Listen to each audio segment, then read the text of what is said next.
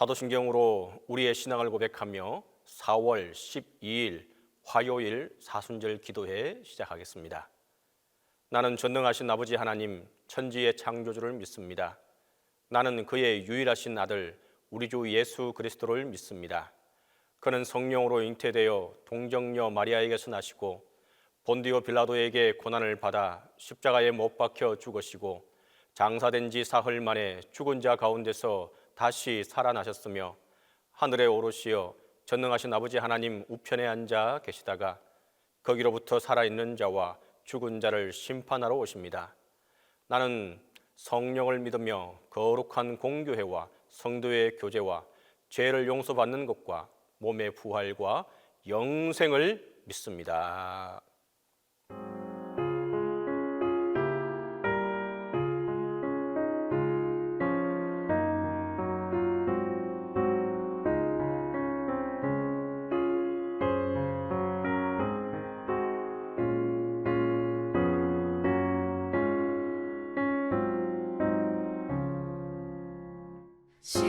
십자가 그늘 아래 나 쉬기 원하네.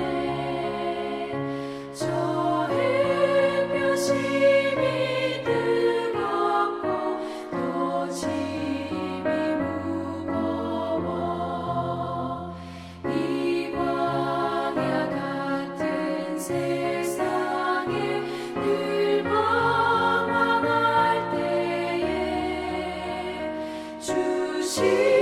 십자가의 그늘에 내 쉴 곳 찾았네. 내 눈을 밝히 떠서 저 십자가 볼 때 날 위해 고난 당하신 주 예수 보인다.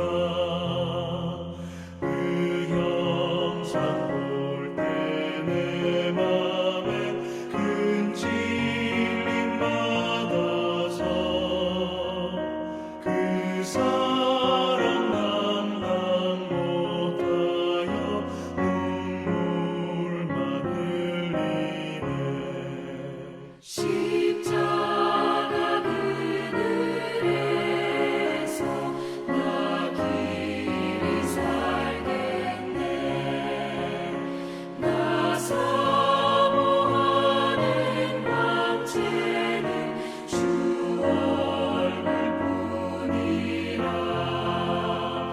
이 세상 나를 버려도 나 두려움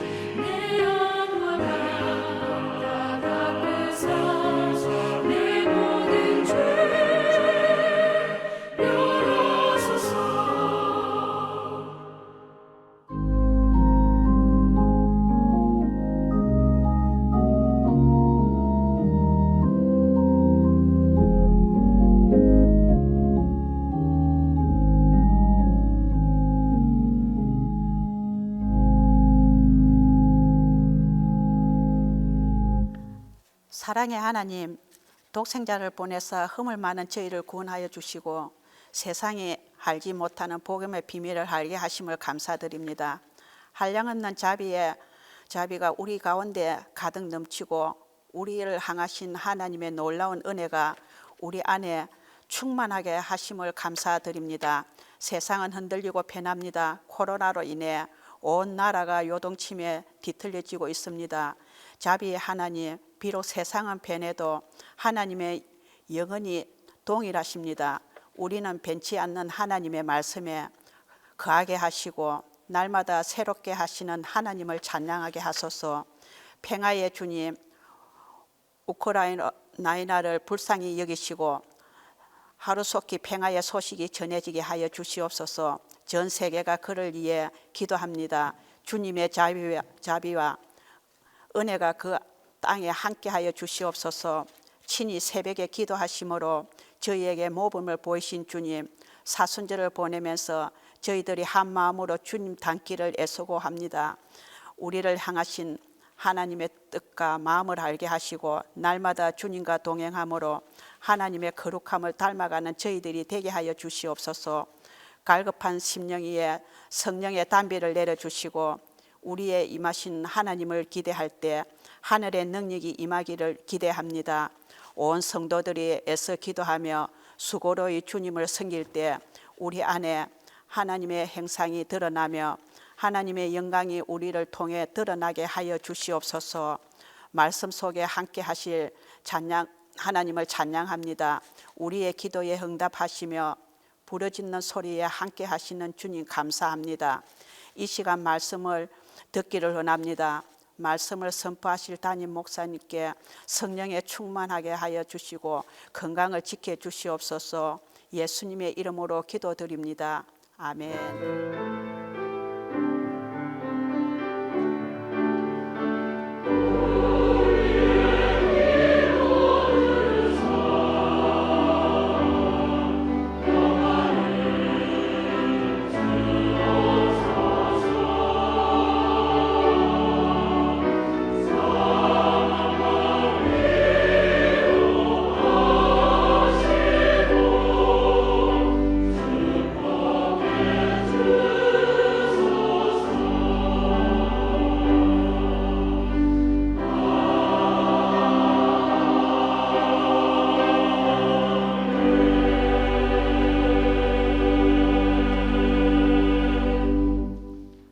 기도의 시간에 주신 하나님의 말씀은 마태복음 21장 12절에서 17절입니다.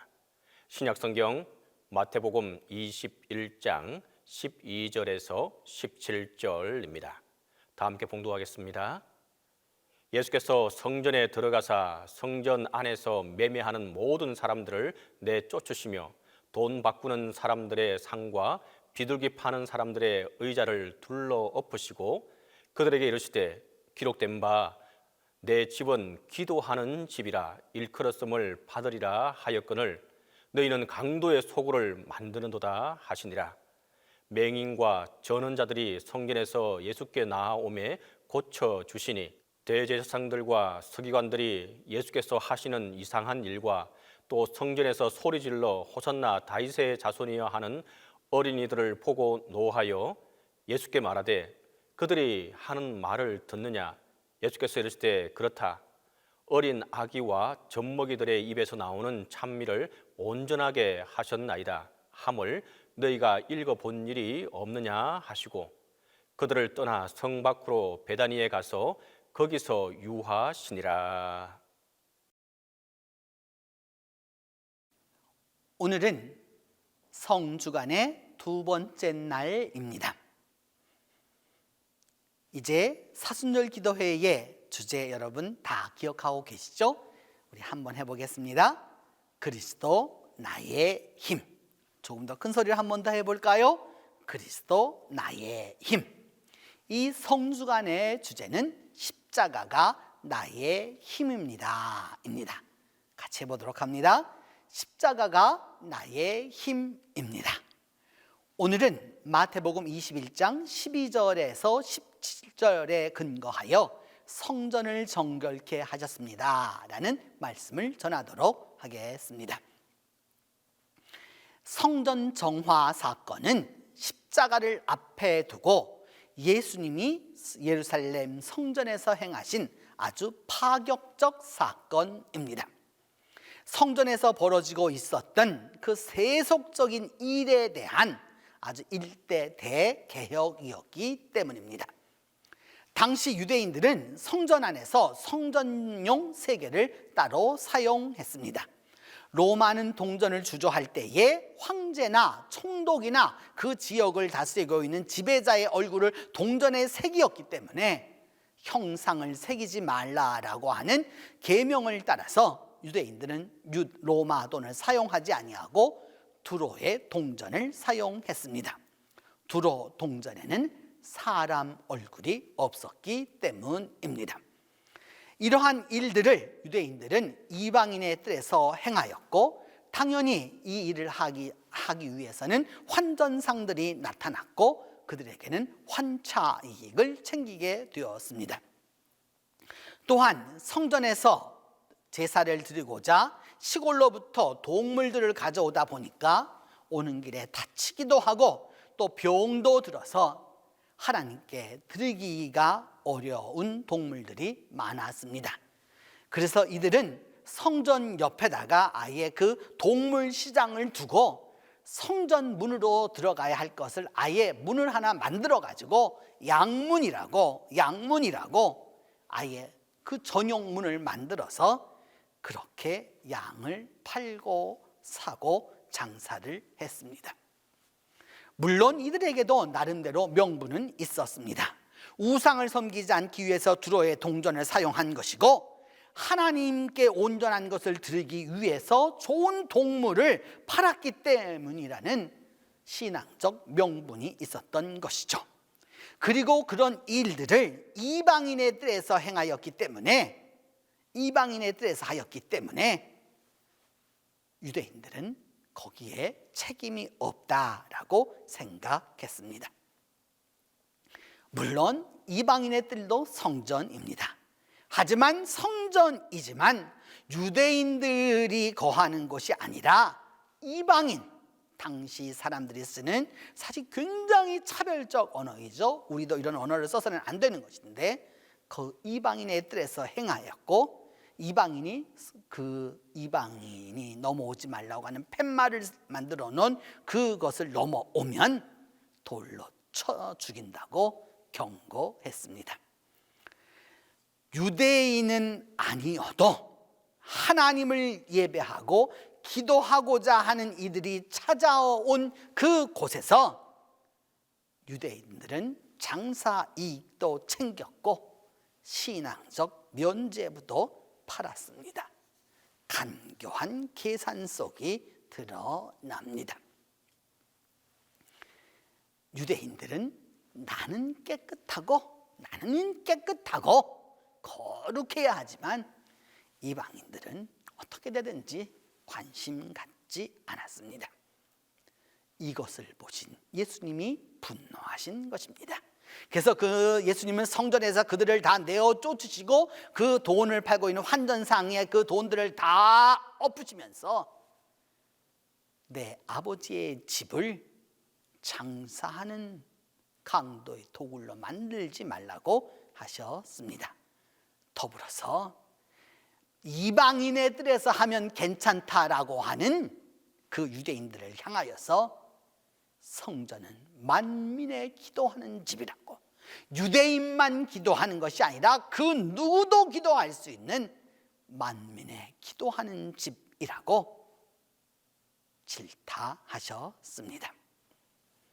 예수님은 개혁자이셨습니다. 그것도 아주 열렬한 개혁자이셨습니다. 성전 정화 사건을 통해서 당시 타락해서 타락한지도 모르는 그 유대인들과 종교 지도자들에게 성전을 개혁하는 분이 되셨습니다. 예수님은 성전 자체를 분노하신 것은 아닙니다. 성전은 대헤롯이 유대인에게 지어주었습니다. 대헤롯은 유대인의 왕이 되고자 왕권을 로마에 가서 사왔는데, 문제는 출신이 유대인이 아니라 이두메, 곧 에돔 출신이었습니다. 그래서 유대인들에게 존경과 권위를 받지 못했습니다. 그리하여 당시 정치적으로 하스모니안 왕조의 공주 미리암과 결혼을 하고 그 유대인들이 가장 신성시하는 성전을 지어줍니다. 그것도 46년에 걸친 대공사였습니다. 유대인들은 처음에는 이것을 받아들일 수 없었습니다. 하나님을 모시는 성전을 하나님을 믿지 않는 이교도가 지어주었기 때문입니다. 하지만 예수님은 이 성전을 문제 삼지 않으셨습니다. 도리어 그 성전 안에서 벌어지는 비신앙적인 일에 대하여, 비성경적인 일에 대하여 분노하셨습니다. 예수님의 지혜는 이것입니다. 성전은 헤롯이 지어주었지만 받아들이고 그 성전의 본질에 대하여서는 아주 예민하셨습니다. 중요한 것은 외적인 성전이 아니라 내적인 성전이었기 때문입니다. 외면적 성전보다 내면적인 성전, 하나님이 집이 더욱더 중요했습니다.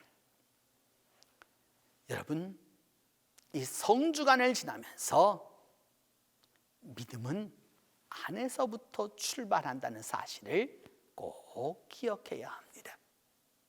변화는 속으로부터 일어나는 것입니다. 내가 변화할 때 나를 개혁합니다. 교회와 사회와 직장과 공동체가 먼저 변할 것이 아니라 내가 먼저 나 자신을 돌아보아야 하는 것입니다. 나는 과연 최선을 다해서 이 신앙의 일을 감당하는지를 살펴보아야 합니다. 그렇게 내가 변화되어야 진정한 개혁이 일어나는 것입니다. 여러분, 우리 기독교 믿음의 근본이 무엇입니까? 신앙의 원천이 도대체 무엇입니까? 바로 십자가입니다. 그리고 성경입니다. 이제까지 우리 교회는 예배당이 큰 교회를 수가 많은 찬양대를 편안하게 앉을 수 있는 안락한 의자를 그리고 잘 준비된 예배를 하나님보다 더 소중하게 여겼습니다. 물론 그렇게 준비해야 하는 것이죠. 그러나 이 모든 것의 뿌리인 십자가를 놓치면 결국 아무것도 되지 못하는 것입니다. 기독교는 십자가의 종교이고 십자가의 복음입니다. 종교 개혁자 루터는 십자가를 바라보고 나서야 회개하고 또 회개했습니다. 그는 하루에도 몇 번씩 수없이 고해소를 찾아 고해했습니다. 그렇게 너무도 날마다 많이 고해를 하니까 고해 신부가 당연히 루터임을 알고 이렇게 말했습니다. 루터야, 이제 좀 죄를 모았다가 가지고 오너라. 이 투철한 루터의 십자가의 죄의식을 통해서 종교 개혁이 일어났고 오늘 우리가 그의 후예로 이처럼 살아가고 있는 것입니다. 여러분, 오늘도 중요한 것은 근본을 손상해서는 안 됩니다. 믿음의 근본은 반드시 기억해야 합니다. 그것은 십자가입니다. 십자가를 자랑할 수 있고 십자가 앞에 설 수 있을 때 그 신앙이 건강하고 바른 것입니다. 이 성주간 신앙 순환주간을 지나면서 우리 모두가 십자가 앞에 정결하게 서기를 바랍니다. 믿음의 정결은 우리 안에서 옵니다. 그 정결함을 통하여서 십자가의 은혜를 얻게 되는 것입니다. 이제 우리의 속을, 우리의 심령을 정결케 함으로 십자가를 가까이 하는 그 은혜가 함께 하기를 바랍니다. 기도하겠습니다. 첫 번째는 하나님, 우리에게 다시 한번 새로운 심령과 새로운 마음으로 정결케 하여 주시옵소서라고 기도합니다. 이제까지 묵었던 것, 이제까지 묵었기 때문에 오히려 더러워진 것, 딱딱해진 이 모든 것들이 이번 성주간을 통해서, 십자가를 통해서 다시 한번 정결하게 되도록 위하여서 기도합니다. 그리고 외적 신앙에서 주님이 원하시는 진정한 신앙인이 되도록 위하여서 기도합니다. 세 번째는 우리의 자녀들과 사람들을 겉모습으로 판단하는 실수를 하지 않도록 위하여서 기도합니다. 그리하여서 주님이 원하셨던 만민이 기도하는 집이라고 말씀하신 그 성전에서 만민이 기도할 수 있도록 우리가 함께 기도하겠습니다. 2000년 전 성전을 정화하시며 만민의 기도하는 집을 강도의 구렬로 만드셨다라고 하는 주님의 그 강렬한 음성이 우리의 마음을 찌릅니다. 주님, 우리가 주님을 사랑한다고 하고 주님을 믿는다고 하고 주님께 예배한다고 하면서 얼마나 인간적인 방법으로 살아왔는지 고백합니다. 하나님, 용서하여 주시옵소서. 이제라도 다시 돌이켜 우리의 마음과 심령을 정결하게 만들어 주시옵소서. 외식적인 신앙과 외적인 신앙과 외면적인 신앙에서 주께서 원하시는 신앙의 길을 갈 수 있도록 도와주시옵소서. 우리의 자녀들과 또 우리가 가까이 하는 이들과 교우들과 사람들을 겉모습으로 판단하는 실수를 하지 않도록 하나님 함께 하여 주시옵소서. 같은 예배당에 왔지만 이방인의 뜰에서는 아무 짓도 해도 된다라고 생각했던 그 유대인들의 교만함과 어리석음을 범하지 아니하도록 이 시대의 교회가 다시 깨어 기도하도록 정결케 되도록 하나님이 함께하여 주시옵소서. 이제는 주님께서 가르쳐 주신 기도로 오늘 기도회 마치도록 합니다. 하늘에 계신 우리 아버지의 이름을 거룩하게 하시며 아버지의 나라가 오게 하시며 아버지의 뜻이 하늘에서와 같이 땅에서도 이루어지게 하소서.